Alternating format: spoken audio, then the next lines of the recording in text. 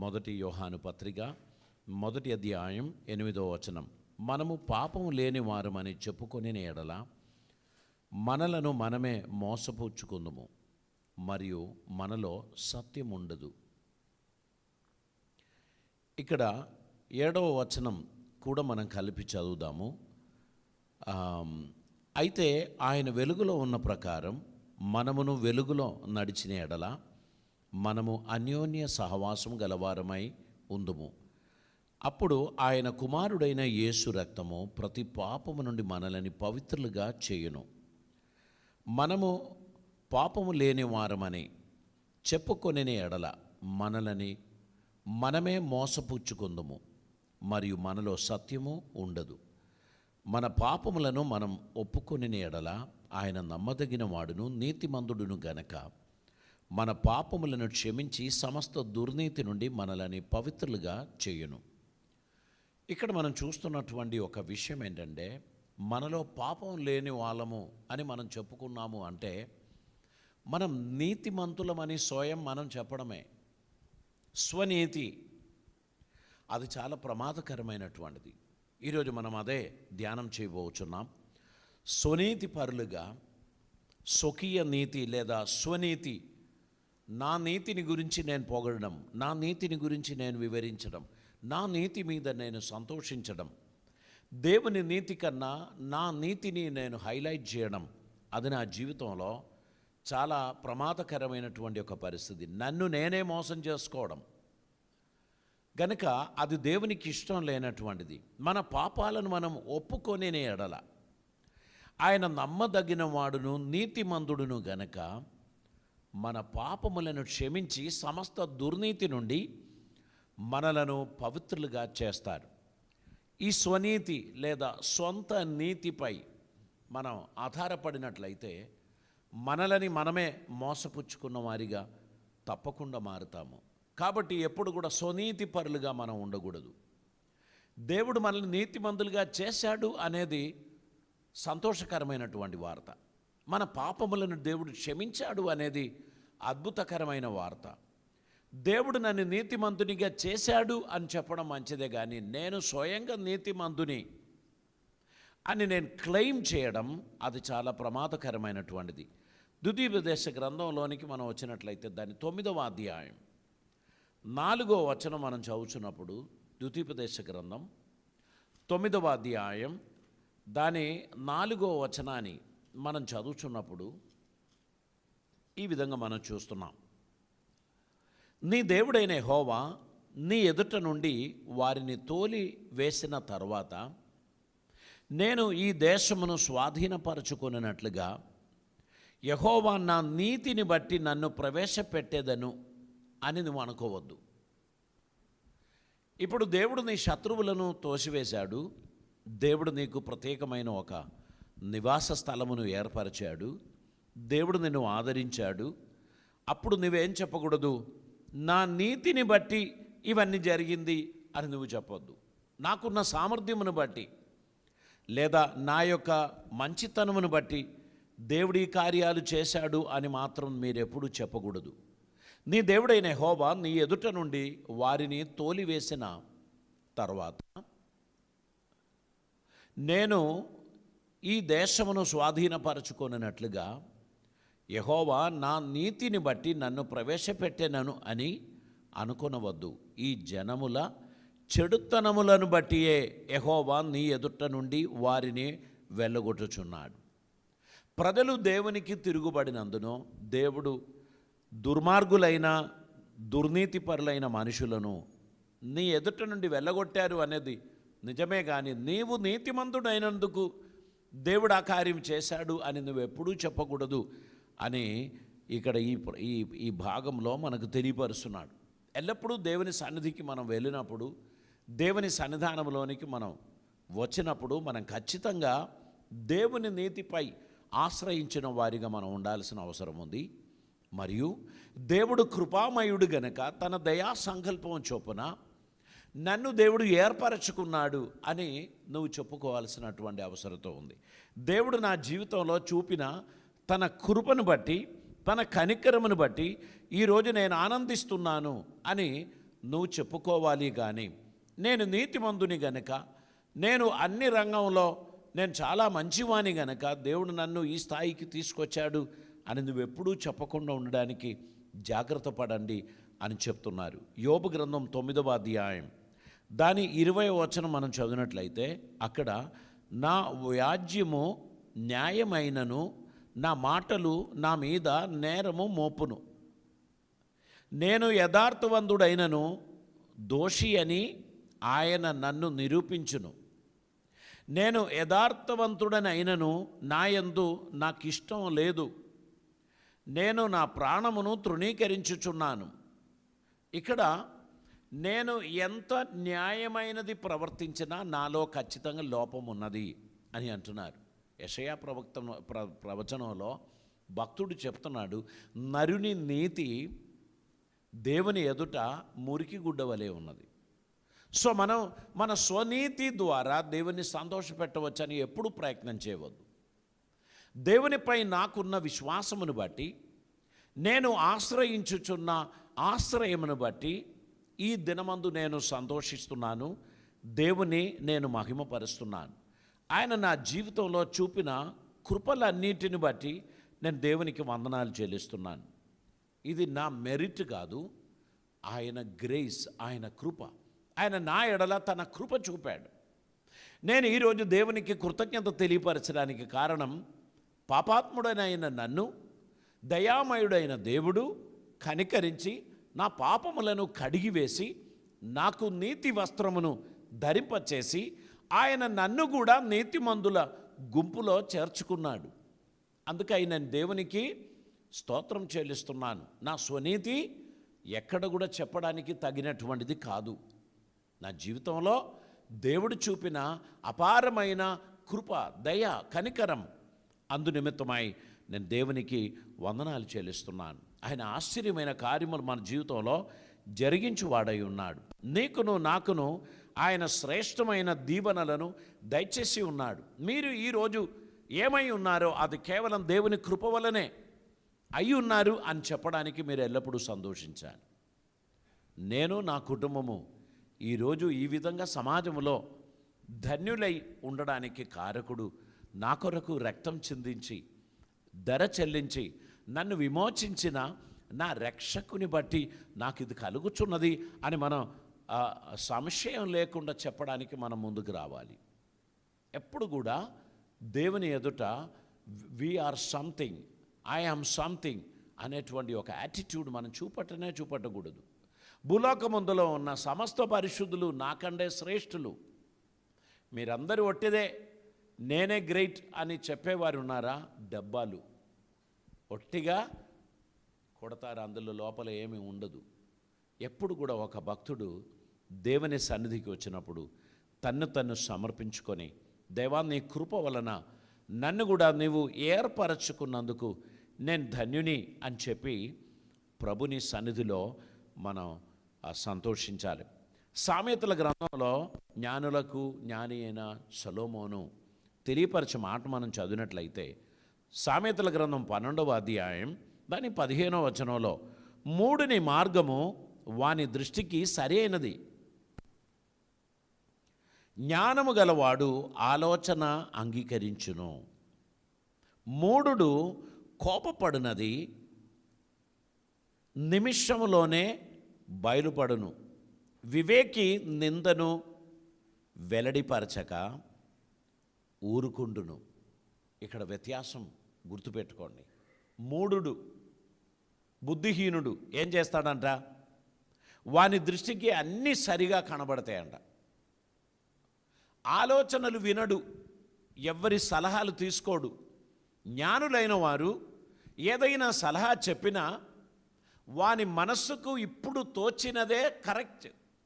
ఇక దానికోసం ఎంతవరకైనా పోవడానికి వాడు రెడీ అవుతాడు. కానీ జ్ఞాన హృదయం కలిగిన వాడిగా ఉండడని మాత్రమే కాదు, ఆలోచనలు వినడానికి కూడా మనసు చూపట్టడు.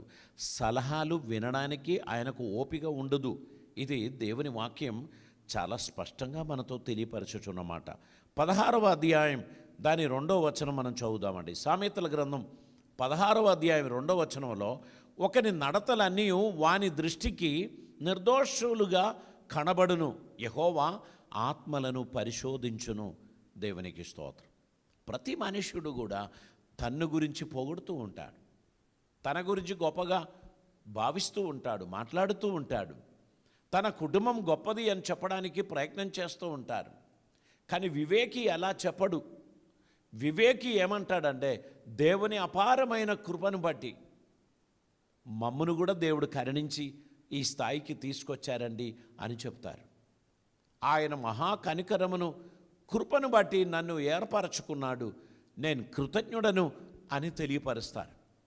నా రైట్స్ను బట్టి, నా ఎబిలిటీని బట్టి, నాకున్న నాలెడ్జ్ను బట్టి నేను ఈ స్థితికి వచ్చాను అని ఎవరైనా చెప్తారనుకోండి, ఒట్టి డబ్బాలు, అందులో ఏమీ సత్తా ఉండదు. గనక మన జీవితంలో ఎప్పుడు కూడా అటువంటి యాటిట్యూడ్ మనం డెవలప్ చేసుకోవద్దు. ఇవన్నీ కూడా దేవుని కృపనండి. ఈరోజు అర్హత లేని నన్ను ఇంతాక దేవుడు తీసుకొచ్చాడు, ఈ ధన్యత దేవుడు నాకు ఇచ్చాడు, అందుకై నేను దేవునికి స్తోత్రం చెల్లిస్తున్నాను అని చెప్పడానికి మనం ప్రయత్నం చేయాలి. సామెతల గ్రంథం 20వ అధ్యాయం దాని 6వ వచనం మనం చదివినట్లయితే, దయచూపు వానిని కలుసుకొనుట అనేకులకు తటస్థించును, నమ్ముకొన దాని దగినవాడు ఎవరికి కనబడును. నమ్ముకొనదగినవాడు ఎవరికి కనబడును. యథార్థ వర్తనుడగు నీతిమంతుని పిల్లలు వాని తదంతరం ధన్యులగుదారు. దేవునికి స్తోత్రం. ఈ భూమి మీద మనకున్న ఆపర్చునిటీస్ కొంతమంది కొట్టేస్తారు. అర్హముగా మనకు రావలసినటువంటి పొజిషన్ లేక మనకు రావలసినటువంటి ఆ ఘనత అది కొందరు గుంపు కూడి ఆలోచించి లేకుండా చేస్తారు. కానీ నీతిమంతుడు, దేవుని యందు భక్తి కలిగిన వాడు సమయమును పాటిస్తాడు. ఎందుకంటే దేవుని సమయం ఇంకా రాలేదు అని వాడు గుర్తిస్తాడు. వాడు గొడవ చేయడు. కొందరు అలా కాదు, అర్హత లేని చోట కూడా చొచ్చుకొని పోయి గొడవ చేసి, ఇది నాకు రావాల్సిన రైట్, మీరేమనుకుంటున్నారు, నాకు అది ఇవ్వకపోతే నేను ఇప్పుడు తగలబెడతా అని చెప్పి వారు ఎగురుతూ ఉంటారు. బుద్ధిహీనులు అని బైబిల్ చెప్తున్నారు, నేను చెప్పారని అనుకోకండి. దేవుడేమంటున్నాడు? బుద్ధిహీనులు. గనక నీ గురించి నా గురించి దేవుడు ఆశించేది ఏంటి తెలుసా? You wait for the lord, wait for the timing. God's time is important. Mariyamma వచ్చి చెప్పారు, నాయనా లోపల చాలా అలకల్లోలం జరుగుతుంది, ఏడుపులు, బాధలు, మూలుకలు వినబడుతున్నాయి. ఏంటమ్మా? అక్కడ ద్రాక్షరసం అయిపోయింది, ఇంకా 500-600 మంది ఉన్నారు. ఎట్లుంటుంది పరిస్థితి? ఆందోళనకరమే. మనము పెళ్ళికి అందరినీ ఆహ్వానించాం, 3-4 వేల మంది వచ్చారు, 2000 మందికి ఉన్న భోజనమే సిద్ధపరిచాం, జనం ఎక్కువ వచ్చారు. అప్పుడు ఎట్లుంటుంది ఆ ఇంటి యజమానిని పరిస్థితి? పెళ్ళి ప్రముఖుడు ఎలా ఫీల్ అవుతాడు? అంతా లోపల గుసగుసలు, బయటికి ఎవరు రావడం లేదు. అందరు ఎదురు చూస్తున్నారు, ఏంటి వీళ్ళు కనబడతలేదంటే వాళ్ళు తలదించుకొని ఉన్నారు. అటువంటి ఒక సిచ్యువేషన్లో తల్లి పరిగెడుతూ వచ్చి తన కుమారునికి చెప్తున్నాడు, ఈ లోపల ద్రాక్షరసం అయిపోయింది అమ్మా, నా సమయం ఇంకా రాలేదు. ఆ తల్లికి నీ సమయం ఎప్పుడు రావాలి, నువ్వేదో ఒకటి చెయ్యాలి అని ఆమె మనసులో ఉంది. ఎందుకు? 12 సంవత్సరాలలో పురప్రముఖులతో తర్కించి వాదించి వారిని లోపరిచిన బాలుడు, గబ్రియేల్ దూత వచ్చి చెప్పిన కార్యాలన్నీ నెరవేర్చడానికి వచ్చిన కుమారుడు, ఖచ్చితంగా ఆయన ఏదో ఒకటి చేస్తారు అని ఆ తల్లికి నమ్మకం ఉండే. అందుకే ఆయన మీతో ఏమైనా ఆజ్ఞాపిస్తే అలా చేయండి అని పనులకి చెప్పి ఆమె లోపలకు ఉరికారు. లోపల వెళ్తే ఏంటి, సలహాలు, ఆలోచనలు ఇతరులతో చేసి పరిష్కారం చేయడానికి ఉన్న ప్రయత్నం అక్కడ జరుగుతుంది. కానీ కొద్ది నిమిషంలో ప్రభు ఆ పనివాళ్ళు చేతులు కట్టుకొని ఆయన మాటల కొరకు ఎదురు చూస్తున్నారు. నైనా ఆ రాతి బాణలో నీళ్లు నింపు. రాతి బాణలో నీళ్లు నింపేది కాలు గడగడానికి, నీళ్లు దింపేశారు. ఓకే, అది తీసుకపోయి లోపల ఇవ్వు, దెబ్బలు పడదా? ఏంటి సంప్రదాయం? వీళ్ళకి ఏం తెలుసు? రాతి బాణలో నీళ్లు నింపిన వాళ్ళు వీళ్ళే, వాళ్ళ చేతులే. ఇప్పుడు అది బకెట్లలో పోసి లోపలికి తీసుకుపోమంటున్నారు. లోపల నుంచి దెబ్బలు పడతాయా ఏమో తెలియదు వాళ్ళకు. తల్లి ఏం చెప్పిపోయారు, ఆయన ఏమి చెప్పినా అలాగనే వాళ్ళు పోసిన నీళ్ళు వాళ్ళు తీసుకొని లోపలికి వెళ్తున్నారు. లోపల వెళ్ళి అక్కడ పెట్టేసి పారిపోయి ఉండొచ్చు. ఎందుకంటే ఇది ఎక్కడి నుంచి అని ఈ నింపిన పిల్లలకు ప్రభువుకు తప్ప మరి ఎవరికి తెలియదు. ఈవెంట్ మేనేజర్, ఇప్పటి మన లాంగ్వేజ్లో ఈవెంట్ మేనేజర్ వచ్చి చూస్తే మంచి ద్రాక్షరసం రుచి చూడగానే పరిగెడతాడు పెళ్లి కుమారుని దగ్గరికి. ఏమయ్యా, అందరూ ఆరంభంలో మంచిది ఇచ్చి ఆ తర్వాత కొంచెం కలిపి ఇవ్వడం మన సంప్రదాయం. ఇదేంటి ఇంత మేలైనది ఎక్కడ దాచిపెట్టావు, ఇప్పుడేంటి ఇన్ని బ్యారెల్స్ వచ్చేసినాయి? ఆయనకి ఏం చెప్పాలో తెలియడం లేదు, ఏమీ తెలియదు. అటువంటి అద్భుతం మన ప్రభు చేశాడు. నీవు దీన మనస్కుడై తగ్గింపుతో వినయముతో ఆయన సన్నిధిలో కనిపెడితే ఆయన నిన్ను గొప్ప చేస్తాడు. I'm something, I know this, I know that, I'm great అనేటువంటి యాటిట్యూడ్తో ఉంటే నీకు దెబ్బలే పడతాయి. ఎందుకు తెలుసా? ద్రాక్షరసం అయిపోతే మనుషులు ఏం చేస్తారు? మన ఏరియాలో అయితే మంచి సరసమైన లాంగ్వేజ్లో 4 పాటలు పాడేసి వాళ్ళు వెళ్ళిపోతారు కదా. కానీ ఆ పెళ్ళిలో ఇంత ప్రశాంతమైన వాతావరణం. అమ్మా, మీ జీవితంలో ఏదైనా కొదవగలిగి ఉన్నారా? ఇబ్బందులో ఉన్నారా? కలవరంలో ఉన్నారా? ఎవరికీ చెప్పలేని బాధలు లోపల నలిగిపోతుందా? కలత చెందకు, కనిపెట్టు, సంయమనం పాటించు. నీ ప్రభు వస్తున్నాడు నీ దగ్గరికి. ఆయన బహుశా తన సమయం వచ్చి ఉండొచ్చు. ఆయన నిన్ను దర్శించడానికి, నీకు అద్భుతం చేయడానికి ఆయన ఇష్టపడుచున్నాడు. నీ కొరకు ఆయన కార్యం చేయడానికి ఆయన ఆశిస్తున్నాడు. నిన్ను ఆయన విడువడు, ఎడబాయడు. నీ జీవితంలో అద్భుతం చేస్తాడు. నువ్వు కలత చెందొద్దు. నిన్ను ఆయన మర్చిపోయిన వాడు కాదు. కొంచెం ఆలస్యమైంది అంతే, కానీ ఆయన నీ జీవితంలో ఖచ్చితంగా అద్భుతం చేస్తాడు. నిరాశపడకు. నీ సమస్యకు పరిష్కారం ఉంది. చేతకాని వాణ్ణి దగ్గర నీవు లేవు. నీవు పరమ సామర్థ్యం కలిగిన శక్తిమంతుడైన దేవుని దగ్గర ఉన్నాడు. శాసనలను ఆయన నీకోసం వేరుగా చేస్తాడు. నువ్వు కూడా ఆశ్చర్యపోతావు. ఇలా చెప్పిన వాళ్ళే ఇలా ఎలా చేశారు? నువ్వు నమ్మిన దేవుడు గొప్పవాడు. ఆయన నిన్ను విడిచిపెట్టడు. నీ కొరకు ఏ శాసనాలైనా ఆయన మార్చగలడు. ఆయన నీ జీవితంలో అద్భుతం చేయగలడు. ఆయన నిన్ను లేవనెత్తుతాడు. నిన్ను చూచి ఎగతాళి చేసిన వారు తలదించుకున్నట్లు ఆయన చేస్తాడు. నీ మార్గాలు ఆయన సరళం చేస్తాడు. గనక అధైర్యపడదు. ఆయన నీ దగ్గరికి వస్తున్నాడు. ఇంకా నా సమయం రాలేదు అని చెప్పాడు గనక కాస్త ఓపికతో సహనముతో ఎదురు చూడండి. ఆయన నీ దగ్గరికి వచ్చినప్పుడు ఇదివరకు అక్కడ పోసిన ద్రాక్షరసం కాదండి, ఎన్నడూ ఎవరు చూడని రుచికరమైన ఏమాత్రం కలత లేని ద్రాక్షరసం ఆయన అక్కడ ఇవ్వడానికి సిద్ధపరిచాడు. దేవునికి స్తోత్రం. నీ కుటుంబంలో, నీ జీవితంలో, నీ వ్యక్తిగతమైన అనుభవాలలో నువ్వు చాలా లోపము కలిగి కలవరముతో ఇప్పుడు నేను ఏమనాలి, ఇప్పుడు నేను ఎవరికి చెప్పాలి, నా బాధలు ఎవరు తీరుస్తారు, నా సమస్యలలో నాకెవరు సహాయం చేస్తారు అనేటువంటి ఆందోళనలతో నువ్వు ఉన్నట్లయితే నా ప్రియ సహోదరా, నీ జీవితం పరిపూర్ణంగా దేవుని సన్నిధిలో సమర్పించు. నీవు నీ పాపములను ఒప్పుకొని నీ ఎడల నీకు కరుణ దొరుకును. నువ్వు దాన్ని కప్పిపెట్టి నేను నీతిమంతుని అని నువ్వు నటించడానికి ప్రయత్నం చేస్తే నీకు మేలు జరగదని బైబిల్ చెప్తున్నారు. నీ స్వనీతి తీసివేయి, ఆ పై వస్త్రం పక్కకు పడే, నువ్వు ఉన్నటువంటి స్థాయిలో దేవుని సన్నిధిలో నువ్వు కనబడితే నీ కొరకు దేవుడు అద్భుతం చేస్తాడు. నీ వాక్చాతుర్యం చేత, నీ కుతంత్రముల చేత నీవు గొప్పవాడవుతాను అని నువ్వు అనుకున్నట్లయితే అది నీ భ్రమ. అది నీ జీవితంలో శాశ్వతమైనది కాదు. కనుక దేవుడు నిన్ను హెచ్చించడానికి, దేవుడు నిన్ను ఆశీర్వదించడానికి ఆయన బలిష్టమైన చేతి కింద దీన మనస్కుడై నీవు ఉండాలని దేవుడు నిన్ను పిలుస్తున్నాడు. దేవుని పిలుపునకు నువ్వు లోబడితే నీకు ధన్యత కలుగుతుంది, నువ్వు మేలు పొందుతావు. దేవుని పిలుపును ఉల్లంఘించి నీతో ఉన్న కొంతమంది బలము చేత నువ్వు అన్నీ సాధిస్తాము అని అనుకున్నట్లయితే గుర్తుపెట్టుకో, నువ్వు కేవలం ఒక ఊపిరి మాత్రమే. బయటికి వదిలిన శ్వాస నువ్వు లోపలికి తీసుకోకపోతే పరదేశులము ప్రియులారా అని కొందరు పాడతారు.